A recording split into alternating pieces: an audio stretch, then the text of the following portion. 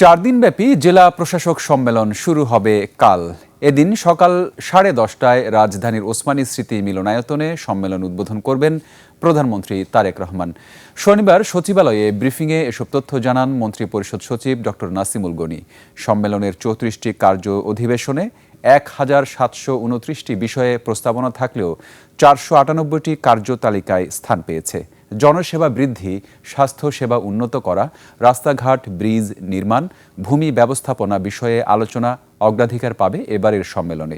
মন্ত্রিপরিষদ সচিব এ সময়ে আরও জানান, সরকারের কৃচ্ছ্রতা সাধনের অংশ হিসেবে এবছর সম্মেলনে 71 লাখ টাকা বাজেট ধরা হয়েছে, যা গত বছরের অর্ধেকের কম।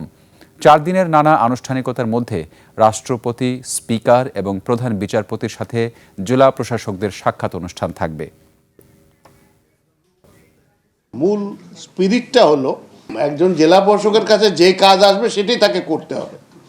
তো এইটাতে সরকারের প্রত্যেকটা অঙ্গর সাথে যাতে তার সহযোগিতা থাকে, বোঝাপড়া থাকে যে আমি এইটুকু করব, এইভাবে করব, এইভাবে করব।